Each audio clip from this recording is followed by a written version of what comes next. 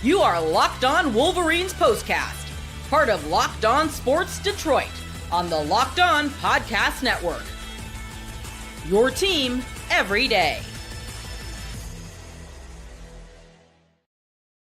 Oh my goodness. Welcome into a live Locked On Wolverines postcast. Jake Riepma with you. Follow me on Twitter at Jake_Riepma. The Wolverines go to Columbus and upset the Ohio State Buckeyes. It was ugly, but a 13-10 win on the road, fourth straight. We've got so much to get into. It's a huge upset, 20-point underdogs. The defense and the special teams did what you need to do to get a huge win on the road in a rivalry game, but it was an ugly scene post-game, so of course we will talk about that as well. So much to get into. Come along with me on a live Locked On Wolverines postcast. Fired up as always to be with you, and thanks so much for making the Locked On Wolverines postcast your post-game destination. It's your first listen following the final whistle. We are free and available wherever you get your podcasts, and of course on YouTube. It's all part of the Locked On Podcast Network, your team each and every day. Shout out to Isaiah Hull on the Locked On Wolverines daily show. Can't wait to hear him unpack this wild one. But for the instant reaction show, we are with you on Locked On Sports Detroit.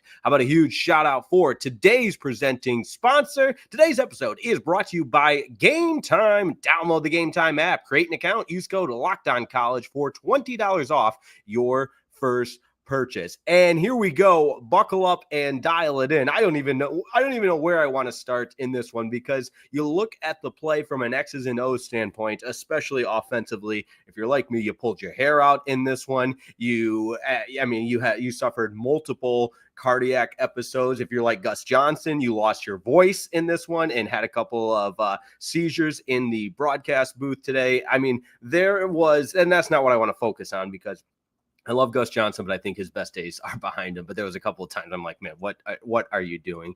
But ultimately, in the end, it was the rushing attack from the University of Michigan on that final drive. And I want to give Davis Warren credit that he didn't quit. Man, was it ugly at times. One of the worst interceptions you will see a collegiate quarterback throw on the goal line there. But in crunch time, when the Wolverines had to have a drive, they milk the clock, they march down, and they get in field goal range. They force Ohio State to use the timeouts. Ryan Day and the rest of that staff has a lot of questions to answer. For probably for me, most notably, the first question is, how do you have 12 guys on the field following a timeout in that final sequence that cost Ohio State a 12 men on the field penalty? But the final drive for Michigan, 11 plays, 57 yards. It chewed up 5 minutes and 28 seconds. And of course, the play of that drive on third down, it's Kalel Mullings, 3rd and 6, an incredible 27-yard run off the second effort where he breaks tackles and shows the heart of a champion. You got to give it up for him. And he had a challenging time in this one, but you knew that was the only source of offense for this Michigan Wolverines team. And that's why he carried the ball 32 times. He toted the rock 32 times for 116 yards and a touchdown. And Kalel Mullings deserves a salute, as does this Michigan defense. Wow, they forced Will Howard into 2 different interceptions. A number of guys deserve their flowers, but as a unit, this Michigan defense, incredible stuff. You look at the team statistics. An interesting note, the last 23 games, 23 of them. So for 23 of these games, whichever team had the most rushing yards wins the game, and that was the case again this afternoon at the Shoe in Columbus. For the Wolverines, 172 yards on the ground, just 77 for Ohio State. And I mentioned how good that defense was. I mean, Mason Graham getting in there, and you got to talk about the interceptions. And I say Mason Graham just for recency. You just saw him get interviewed post-game, so he pops into my head. But he had 7 stops. Wesley Walker with 6, Hausman with 8, and the turnovers that were forced. Incredible job. Amir Hall with the early one, and then Makari Page played a whale of a game, had that huge interception, also had that huge hit on the Wolverines. But I think in a game of this magnitude, we want to get to your comments here in just a second. So if you got them, if you're joining, let your voice be heard in the comments section, because after a win like this, we deserve to have our voices heard. So let your comments go in that comment section there. But as I was saying, with the entire unit for the defense, as much of a struggle it's been at times this year, it's been frustrating. You had guys out today, no Will Johnson, no Colston Loveland, but it doesn't matter. This Michigan team comes together in a unified fashion to get the win against a good Ohio State team and continue the streak. So this is, in a lot of ways, what you love about college football. At times it was tough to watch. Yes, nobody's going to, use this game film in any clinic videos for how to play offense. That's for sure.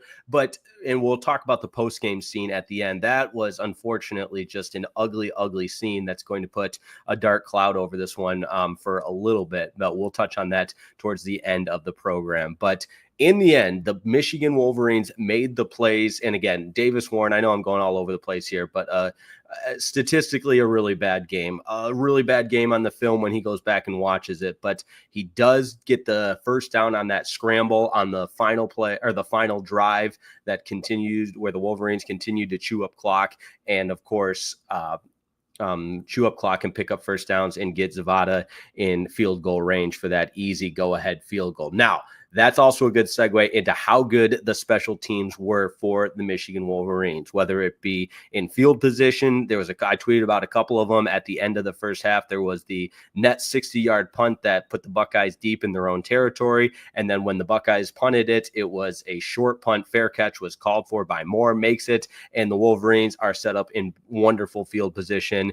And they even go 3 and out, but they still were in field goal range to get that 54-yarder from Zavada, and he drills it. So the kicking game was sound, the defense was sound, and it's a football cliche, but it's one that I believe with my entire heart. What travels? Good defense and special teams travel. You're not always going to have your offense, but man, can you play good defense and be sound on special teams? Can special things happen? And that's exactly what we saw from the Michigan Wolverines, again, in a rivalry game against the hated Ohio State Buckeyes. It's 4 in a row, and if you're with us on Locked On Sports Detroit, we have Locked On Lions postcast, and following the Lions win on Thanksgiving over the Bears, there was a firing of a coach. Now, I'm not reporting that by any means, but I would not exactly be shocked if Ryan Day, and I'm having fun with it tongue in cheek, but I don't think he's going to get fired per se. But man, Ryan Day just outcoached again and again his kryptonite, the Michigan Wolverines, which you love, absolutely love to see. So much to get into on this one. We're just getting started.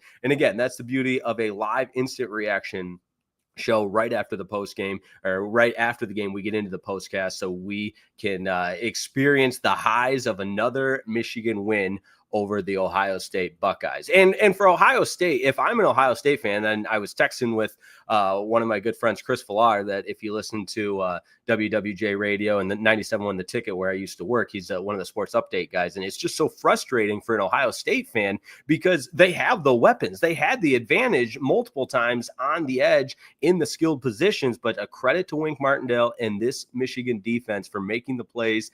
And for Ohio State and Chip Kelly, the offensive coordinator, this is what you were brought to Ohio State to do. And Ryan Day, ultimately falls on him. He's the CEO and the head coach. But man, I wouldn't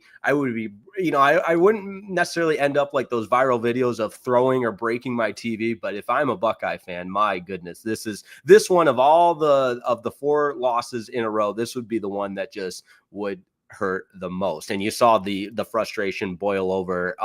But again, I've got some takes on that at the end of the program. You just can't have that post scene. You just can't have it. It's not what college athletics are about. I'm all for hated rivalry. We all are, but that the game is decided in 60 minutes between the white lines, not post game. Planting flags is BS and fighting people in Ohio State, and both coaching staffs needed to do a better job of just proactively keeping one another away from their respective teams and get into the locker room, because you'd hate to see that extracurricular stuff. But again, more on that at the end of the program, even though I say more on that and I get fired up and I just start talking about it over over and over again. But the story needs to be the Michigan Wolverines 13, the Ohio State Buckeyes 10.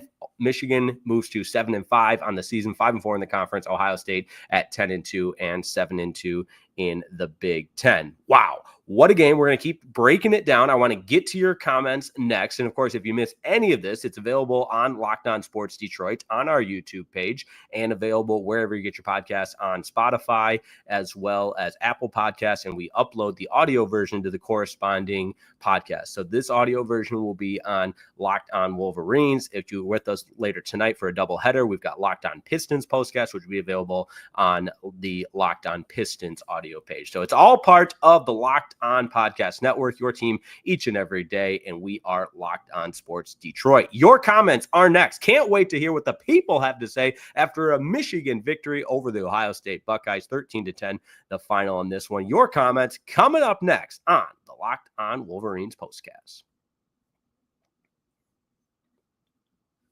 Hey, this episode of the Locked On Wolverines postcast is brought to you by Game Time. Maybe you were at the game today, or maybe you're going to a game. Whether it be a game, a concert, a comedy show, any live event, you got to use the Game Time app. Here's how it works. You download the app, use the code LOCKEDONCollege for $20 off your first purchase. Terms apply. But voila, you are saving some cash. But most importantly, you're using the best ticketing app in the game. And in a space that's somewhat crowded, you gotta find the app that has the best all around, and that is Game Time. Let me tell you all about those features. What I love the most, and everybody's a little bit different, but this is why there's 7 different reasons to download and use the Game Time app. The all-in ticketing price is what does it for me.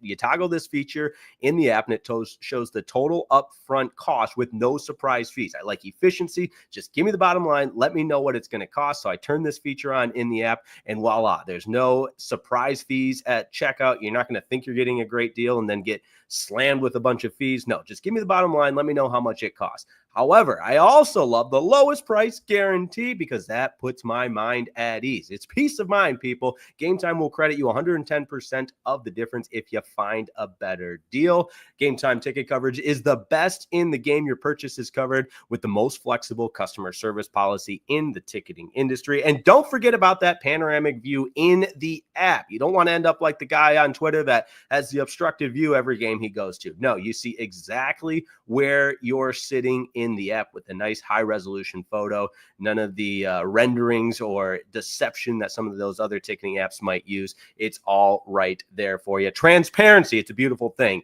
And you add it all up and it takes the guesswork out of buying tickets with Game Time. So you should do it. Download the Game Time app, create an account, use code LOCKEDONCollege for $20 off your first purchase. That's Locked On College for $20 off your first purchase. Terms apply. Create that account. Redeem the code LOCKEDONCOLLEGE. That's Locked On College for $20 off. Download the Game Time app today. And I ask you, what time is it? Game time.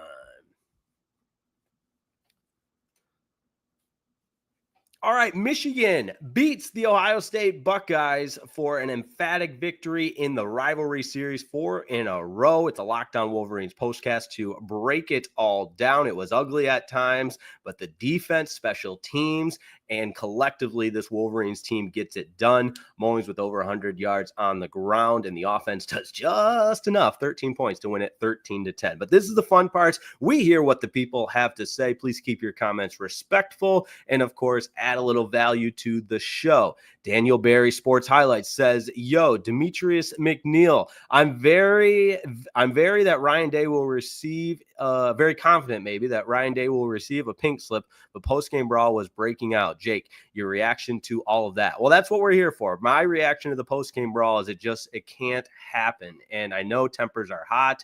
And again, I plan to touch on this at the end, but in the midst of the comments, I'll add this to what I've already said.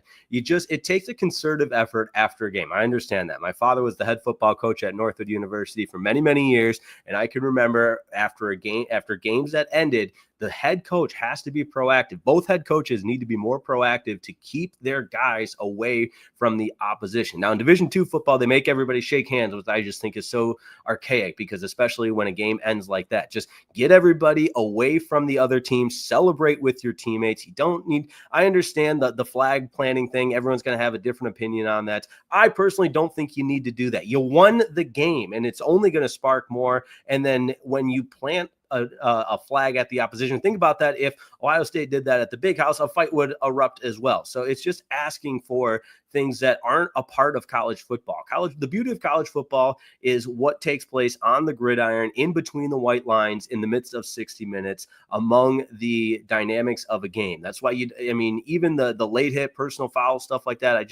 If I had my choice, that would not be a part of the rivalry series. You see it with Michigan State. It's starting to feel like a Michigan thing, because it seems like every heated rivalry, you can't win or lose with class. And again, I tweeted this out, but it's on both programs. And unfortunately, that's going to be a huge part of the post-game reaction in this one. Now, more comments to get into. D. Williams says, go blue. Rally Cap Baseball Talk says, go blue. Mark G says, suck eyes, lose again. Here's Johnny says, let's go blue.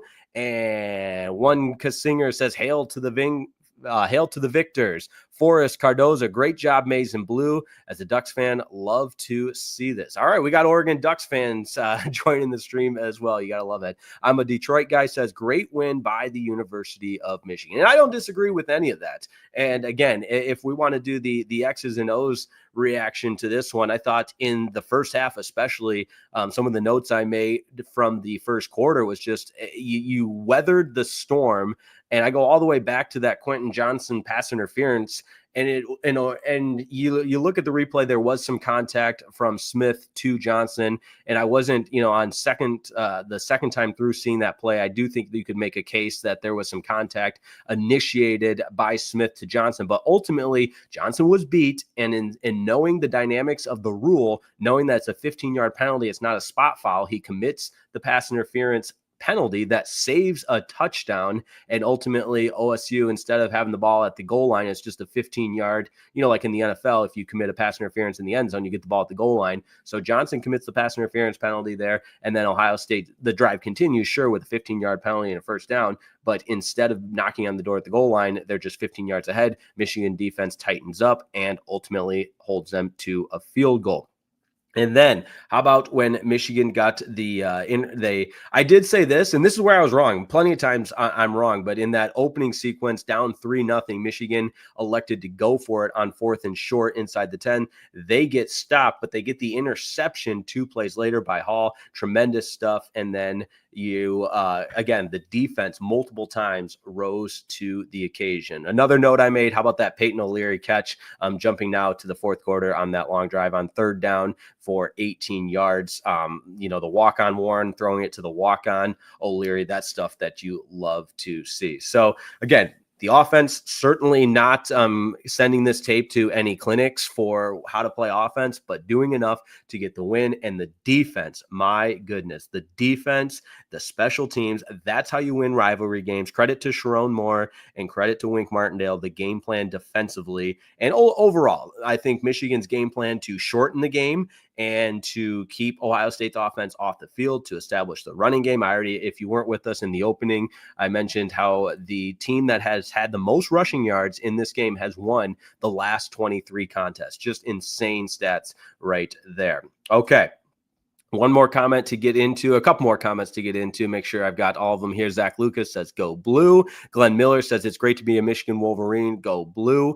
And DY Damas says, one truly amazed Wolverine fan. Like, wow. Yeah, exactly. I do think, and again, I'd be curious and let the debates roll out. Did Ohio State lose this game or did Michigan win this game? I think Michigan, the way they played defensively and on special teams, you could chalk it up to winning this game. There were a lot of mistakes made by Ohio State. I keep going back to that 12 men on the field following a timeout. I think Ryan Day and Chip Kelly collectively played this game so conservatively, and they were gung-ho on establishing the run. They understand understood the importance of that. But again, understanding your personnel and where Ohio State had the advantage was in the skill positions on the edge, on the wide receiver side of things, Ohio State. And, and some of that falls on Will Howard too. He was not good. I don't think it was a lack of effort why he wasn't good, but my goodness, he had a couple of, in addition to the 2 interceptions, a lot of poorly thrown balls. And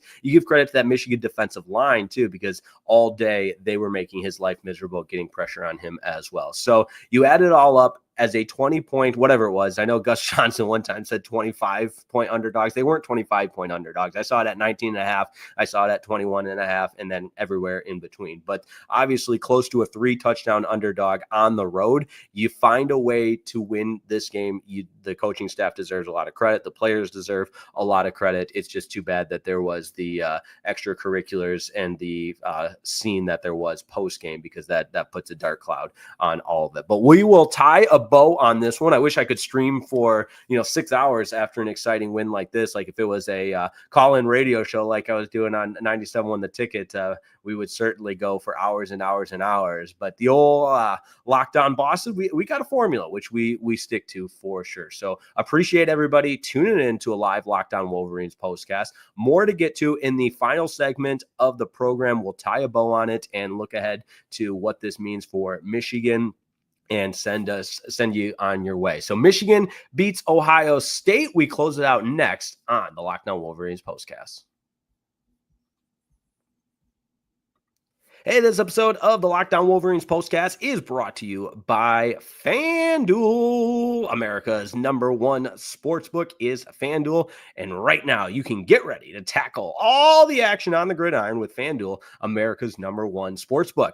Right now, new customers can bet $5 and get $150 in bonus bets if you win. The FanDuel Sportsbook app gives you everything you need to place live bets on the NFL all in one place. So when you get a hunch in the middle of the game, you can check out the latest stats, view live play-by-play, and so much more. It's all on the same page where you place your bets. All you have to do is visit FanDuel.com to join today. Go right now. Visit FanDuel.com to join today. Get started with $150 in bonus bets if you win your first $5 bet. That's FanDuel.com. Never waste a hunch and make every moment more with FanDuel, an official sportsbook partner of the NFL.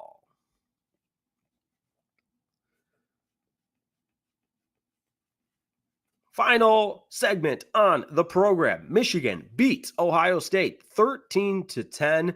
And for the Wolverines, this win goes a long way to salvage the season. 7-5, 5-4 in the Big Ten. A lot of highs and lows with this season, but the streak of beating Ohio State continues against all odds. Multiple touchdown underdog on the road. The last line I saw was 20.5, but you get the idea. Michigan beats Ohio State and continues the streak. Multiple instances in which Michigan looked like the team that wanted it more, and Ohio State played a little bit conservative. And if you're an Ohio State fan, I think you would even say that Ohio State played scared at times in this one. And Ohio State has playmakers. I mean, my goodness, between Judkins as the wide receiver, Jeremiah Smith, the list goes on. And defensively, Caleb Downs as a dynamic punt returner as well. I mean, think about this. This is crazy. The leading receiver for the Wolverines had 18 yards receiving, and that was Peyton O'Leary on one catch. That's the leader for the receiving side of things for the Michigan Wolverines. Warren was 9 of 16 for 62 yards and 2 interceptions. But hey, he's the winning quarterback that beats Ohio State. So great stuff there. And again, the jubilation of the win was in the moment a little bit short-lived because of the brawl that took place on the field afterwards. There's just no place for that. And it was tough to watch because it's one of those things that it's preventable, but you understand why it happens in the heat of the moment, and the agony of defeat combined with the jubilation of victory leads these high school or these student athletes that are, some of them just out of high school, in college, whatever, kids, I think is what I'm trying to say, leads these kids to do and make stupid decisions, ultimately leading to the fight that takes place on the field. So it'll be interesting to see what kind of punishments are handed out, what kind of suspensions, perhaps. I mean, there was guys throwing haymakers left and right. There was, and I know it all stemmed from the wanting to plant the flag inside the O, and I just don't think you need that. It doesn't. You won the game. It doesn't take anything away from, or doesn't add anything to a win to be able to do that. And you could say, Jake, you never played in this rivalry, you wouldn't understand, and that's fine. I've played it, like I said, and I'm not trying to show you my football resume to get any kind of respect or credibility, but I just, as someone that played college football, I don't think there's a need for that, because it's just asking for what happened, and that takes away from your team, who just pulled the upset at home. And then for Ohio State, listen, this isn't the Locked On Buckeyes postcast, because if I was Ohio State, I would say this is embarrassing for us, because not only did we just lose, but we acted like idiots, and we acted like, like morons after the game, and engaged in fighting with, and we didn't lose. Neither program won with class nor lost with class. And I think that is probably the best way to sum it up. But we can go a little bit longer this afternoon after a victorious win for the Wolverines over Michigan in the midst of the rivalry game. So I'm curious what people's thoughts are on the post-game scuffle, anything for that matter. But it's ultimately great to see Michigan win. A couple more comments to get to. Randy Chester says, "Thank you, Michigan. Thank you." Ronster TV Media says, go blue, Michigan Wolverines 2024. We got some hail in there from Mike Inoa. And then from Damone, what's their excuse now? No Will Johnson, no Colston Loveland, no Jim, 18 players drafted to the NFL with the first-year head coach, and we still secured the win. What now? That's a good point. I mean, this is a down year for Michigan. There's no doubt about it. And, man, Michigan comes through. Ronster TV Media says, rivalry teams. I understand that. Listen, I understand the rivalry. Totally get it. But the rivalry is decided in 60 minutes between the white lines, and that's it. I mean, the paramount part of all of this, what should be most important, is just win the game. And that's what Michigan did. You did it. Just win with class, move on to the next. The record books will say it. You don't have to plant the flag. You look at it, but again, people can have a different opinion than me. David R.D. Young, I apologize for thinking we were not going to win. Well, they did. How about that? Cameron McKinney says, go blue. And then Jason Colbert says, scum can't win with class. Listen, I think I made it very, very clear. My stance on this was both teams deserve a lot of the blame. I think both head coaches could have been more proactive about preventing that. Just get your guys either to the very far end zone, away from, have 100 yards separating these two teams, or just get to the locker room and celebrate in the locker room. All right, another comment here. Daniel Aguirre, Ryan Day is another John Cooper back in the 90s. Keep Ryan Day for a few more years so we can pounce on him year after year. Go blue. Yeah, I saw a couple of funny tweets about that Ryan Day is Michigan's best player, which you got to love. But ultimately, yeah, Ryan Day, I think he's in a lot of trouble, especially with that fan base for the Ohio State Buckeyes, because 4 straight for the Wolverines is that tells you all you need to know. That's even in a down year for the Wolverines, where this is just their 7th win of the season. Interesting comment here from Adnan RK. Texas and Oregon planted their flags at Michigan Stadium earlier this season, and they did nothing. Ohio State are just a bunch of sore losers. I did not know that, so I appreciate that added. See, that's why the people are the best. A little added value there. And it's certainly one perspective to take, because again, I think both teams deserve a lot of criticism for how the post-game shenanigans played out. And it'll be interesting to see if suspensions are handed out. Silent Service says scum won. That's what makes a rivalry great. Jason Colbert says, been saying it for 4 years, fire Ron Day. Jason Colbert says, couldn't even beat the worst Michigan team. And this one's great. Lamar Sanders, free beer for Ryan Day in Ann Arbor tonight. Yeah, the Wolverines, listen, they did it. And I was skeptical, and my goodness, they proved me wrong. I think The odds makers were skeptical, making it a 20.5-point spread, and on the road without Colston Loveland, without Will Johnson, which, by the way, I know it's been talked about and covered, but Will Johnson not being in the lineup, it's just interesting.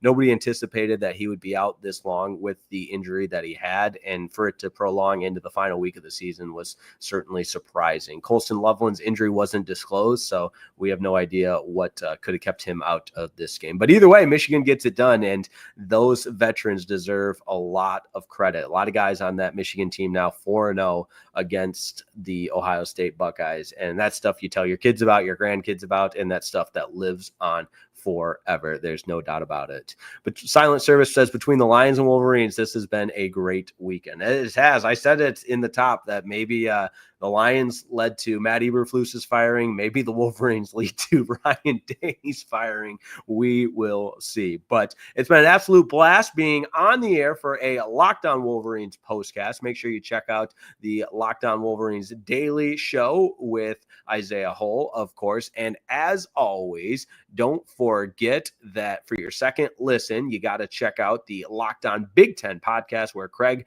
Sheeman puts the Big Ten first when everyone else overlooks it. Find Locked On Big Ten on YouTube or wherever you listen to podcasts. Thanks so much for tuning in all season long. We will continue to keep you covered on Locked On Sports Detroit with our Locked On Pistons postcast. The most recent one will be a Locked On Pistons postcast tonight after the Pistons game later on this evening. And then, of course, no Lions game on Sunday since they played on Thursday. But between the Locked On Pistons postcast, Locked On Wolverines postcast, Locked On Lions postcast, and Locked On Tigers postcast, we've got it covered on Locked On Sports Detroit. So if you haven't yet, make sure you subscribe. It's free and available wherever you get your podcasts. And do us a favor, like today's video and send it to a friend. We appreciate it. Michigan beats Ohio State in an upset in Columbus, 13-10, the final in this one. Thanks so much for tuning in, and we'll see you next time on Locked On Sports Detroit.